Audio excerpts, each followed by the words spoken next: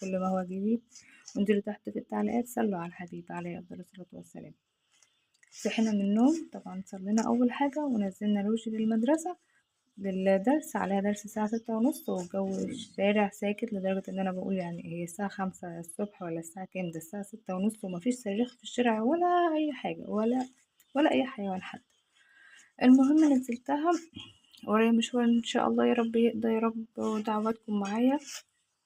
قمت بقى عاملة اللي هي البسلة، دخلت روقت المطبخ، ولو في طبق سايبينه برا، كوباية مش عارفة ايه في الصالة، وقمت لميته كده في الحوض، وقعدت عملت البسلة.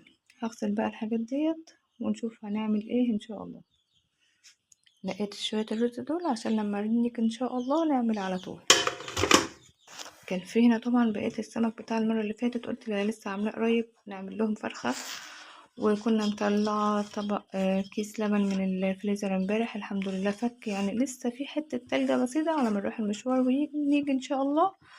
لو عرفنا نطبخ نعمله، ما عرفناش نعمل اي اكلة جنبها، نروق بقى مطبخنا وحاجاتنا عشان لما نيجي نقف ان شاء الله يكون ما فيش حاجة في الحوض. الله المستعان. دعوة حلوة لاخواتنا في فلسطين، ربنا يا رب يدفي قلوبهم ويدفي جسمهم يا رب في الايام الشتاء دوت واجواء الشتاء، يا رب ما يشوفوا اي مرض ولا اي تعب. ربنا يحفظهم ويشفي مرضاهم يا رب. اللهم اشفي مرضاهم، اللهم اشفي مرضاهم. اللهم عليك باليهود، اللهم عليك باليهود. اللهم اشفي مرضى المسلمين، اللهم امين. يلا بينا نروق الحوض بتاعنا مع العوجة اللي الكوبايات دي والاطباق، وزي ما انتوا شفتوا المحشرة والحلة. يلا بينا نعمل عشان نخلص ونستنى روج ان شاء الله، نشوف هنفطرهم ولا هيعملوا ايه على ما نروح واجي ان شاء الله. ربنا معايا يا رب، فوتت امر ليك كده على الصبح، وربنا المستعان، وربنا يقدم لك خير يا رب، يا رب قدم لك كل الخير. روق الحوض وكده، ايه هو ده مطبخنا. عاوزه اقول لكم ان انا صحيت من النوم كده ونزلت ريتاج، قلت اما نشغل سوره البقره على التليفون، صحي الحاج حسين بتاع بيت امشير عاوز اشغل قران، عاوز اشغل الكرتون. طب يا ابني القران شغال، طب ادخل صلي، طب مش عارفه ايه، انا لسه صاحي. طب لما انت لسه صاحي مشغل الكرتون ليه؟ وخناقه الخناقه اليوميه بدات ما بيني انا وهو. ربنا يهديه يا رب، ربنا يهديه ويجعله من مقيمين الصلاة. اللهم اجعل ذريتنا يا رب، ربنا يحببهم في الصلاة ويهديهم ويبعد عنهم أي شر وأي سوء، اللهم آمين.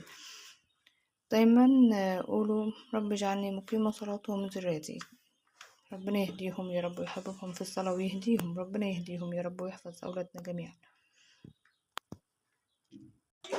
عاوزة اقول لكم ان اول مرة البوتاجاز يبقى نضيف، ربنا يهدي هذا روجي، كل ما تقول اعمل حاجة في المطبخ اقول لا بلاش. احنا كل ده لسه بنروق المطبخ، خلاص صبناه وكده وهنشطفه بقى بالمية، وعاوزين نطلع لطيورنا قبل ما نمشي ونبص على الحاجة قبل ما نمشي ان شاء الله. الله المستعان، ربنا معانا يا رب. توكل على الله كده على الصبح، وتوكلت عليك يا رب في كل اموري يا رب، انت المعين. نصبنها بقى بالمية، نشطفها بالمية ونطلع لطيورنا ان شاء الله.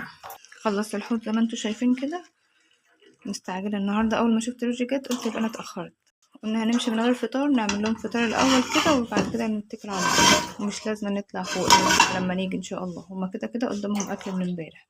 نفقش لهم بيضتين كده ونسخن العيش مع حته جبنه مع طماطمايه مع طبق العسل وحلو قوي كده، ولو عرفنا نطلع فوق نطلع ونقوم لابسين ونجري على مشوارنا. مش هقول يا مستعجل عطلك الله، لا انا من مستعجلي بقيت انحكش في البيت. يلا خير خير، الحمد لله على كل حال. هنسخن لهم العيش والحته جبنه بقى وطماطمايه اللي نقدر نعمله. المهم ان احنا نروح مشوارنا بدري بدري عشان نخلص الله ان شاء الله. وانا من ساعه ما بدات في المشوار ده وانا قاعده اقول يا رب ييسر يا رب ييسر يا رب ييسر. واحنا بنسخن العيش كده حطيت على الفرخه بقى شويه ملح وعصرت عصره ليمونه، حطيتها هي ماسكه الشاحن، حطيتها وشويه وهنزل عليها ميه على ما نروح ان شاء الله ونيجي يا رب نيجي بالسلامه ان شاء الله.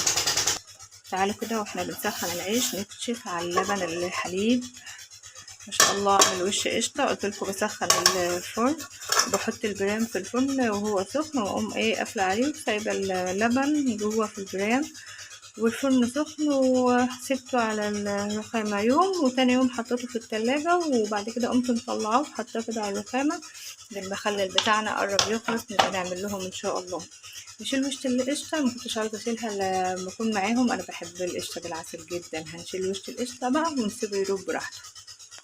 بسم الله ما شاء الله. ده حتة القشطة اللي طلعت ولقيت راب، لاني كنت ما تاخدش يعني. انا حطيت اللبن في البرام وسبت الفرن كان سخن، وسبته ما تاخدش عليه يعني، حطيته كده وقمت ايه سبت شويه والفرن سخن. ما شاء الله عمل على طول. احنا في الشتاء وصعب. هحطه بقى في الطبق دوت ونوريه.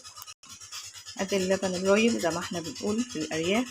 وكده هنغطي بقى البرام بالطبق بتاعنا ونطلع دول. نحط لهم شويه سكر، هما ما حبوش بعسل، انا اللي بحب اللبن الرايب بالعسل. ونطلعه بره على الصينيه في الصاج. ودت لهم القشطه بره واللبن والعسل. وهنطلع البيض طلعنا بقى حته جبنه كده بحطها في كيس عشان ما تنشفش في التلاجة. وطلعنا شويه مخلل وكده اختارهم، وبألف هنا وشفا ليهم.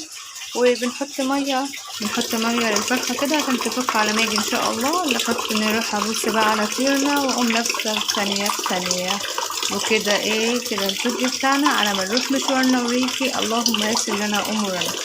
هقول لكم السلام عليكم ورحمه الله وبركاته مؤقت على ما اروح واجي ان شاء الله.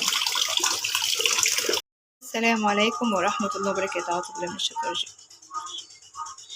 رحنا مشوارنا وجينا، دخلنا على مطبخنا، العيال جايبين اندومي رغم ان انا عامله لهم فطار. يلا مش مشكله اللي هم عاوزينه، يلا نعمل الغدا ان شاء الله ربنا يعيننا. فضيت الميه اللي كانت عليها وهقطعها بقى ونظبطها عشان ايه نسلقها. بنعمل ميه في الكاتل. حطيت لها ميه قبل كده عشان لو في ريشه ولا في حاجه، دي الميه اللي هعملها فيها ونركنها على جنب كده. انا بنسخن لها ميه نعاير الرز المعمر ونحطه في الفرن، يكون المية سخنت عشان نعمل الفرخة. ونعمل برضو البسلة دلوقتي. خرطنا كده بصلاية حلوة وحطينا حتة سمنة عشان نعمل البسلة. انا غسلت الرز فم واحد بس يعني، حطيت عليه مية ولفيت ايدي كذا مرة فيه كده عشان لو في اي حاجة تبوش على ما نعمل البسلة ونيجي نروق الحوض ومكركبين قش البصلة مش عارفة ايه. احنا متأخرين بقى والحمد لله ان احنا تمنا مشوارنا. اهم حاجة ربنا يكمله بالخير يا رب. شوية الرز اللي بقوا من الرز طبعا كنا منقينه قبل ما نروح المشوار بتاعنا. علقنا بقى على البصلاية، نغسل شوية الطماطم ونضربهم في الخلاط. نوطي على البصلة طبعا عشان ما تتحرقش منها. البصلة ما بصفرهاش قوي، ما بحمرهاش قوي، بمعنى اصح هي حلو كده. على ما هي بقى احمرت عملت الطماطم كده ونزلت المية من الفراخ وغسلتها غسلة حلوة. وقمت حطها في حلة، حطيت حتة سمنة هشوحها. انزل بس الاول بعصير الطماطم على البصل. الله اكبر، لأعظم الدورة جدا. الحمد لله اللي احنا خلصنا وجينا بدري ربنا يسهلها لنا على الاخر خالص. حطينا بقى عصير الطماطم على البصلايه. نحط اللي احنا متعودين مع بعض، معلقه سكر ومعلقه كزبره، ونعلق على الحلوه ديت عشان تتشوح. حطيت بقى السكر بتاعنا والكزبره بس كده ونسيبها بقى. ونهتم بقى بالفرخه بتاعتنا، نقلبها تقليبه كده بس. نغسل الرز بتاعنا عشان نحطه في الفرن برضه. نحط البسله كده، انا ما بحبش اسبك الاكل عشان معدتنا. والفراخ كده هقطع لها بصلتين مجهزاها. رميت قش البصل بقى واللي عاوز يتحط في الاكل الفراخ. انا كنت بغسل الرز البصلتين غسلتهم وقطعهم بقى الفراخ. عاوزه اقول لكم والله الفراخ عامله ريحه جميله. قطعت البصله وسبتها تتشوح معاها شويه، وهنا حطيت البسله ده تقليبه للفراخ، وانزل عليها فلفل اسمر والطماطم واللورا والحبهان، ونحط عليها الميه السخنه، ونحط حته قرفه او قرفه صغير كده. هنقلبها بقى على السريع. حطينا على البسله عشان تستوي براحتها. هنا بقى حطيت فلفل اسمر وحطيت 3 طماطمات كده وورقه لورا وحبهان، وحطيت عود قرفه وحبه سكر، ونقلب تقليبه ونحط لها الميه السخنه. وطبعا كنا حاطينها البصل حطينا لها الميه، هنحط لها شعرة ملح بسيطه ونغطي عليها ونسيبها. ونروح نغسل الرز بقى ونحطه في الفرن. خدت معلقه من اللي هما بتاع الشاي كده ملح، وقمت حطاها نغطي عليها ونسيبها تستوي براحتها. وهنا حطيت ملح وقلبته. طبعا السمنه هنا في الطبق ده عمال الاندومي بتاع ولادي. هنزل بقى باللبن ونقلبه تقليبه ونروح نوديه الفرن. وطبعا السمنه هنحطها على وش الفرن، مش هنحطها جوه ولا هنحطها رز دلوقتي، هنحطها على وش الفرن. حطينا اللبن بقى وحطينا شوية مية ونروح نودي الفرن. السمنة ما بتتحطش الا لما الرز يشرب ميته خالص وينشف كده ويستوي، بنقوم حاطينه بقى عاملين بالمعلقة ونقوم حاطين السمنة عليه. يلا بينا نروح نحطه في الفرن. يلا بينا نروق حاجات الاندومي والحلة اللي كنا حاطين فيها اللبن والطبق اللي كنا حاطين فيه الفرخ.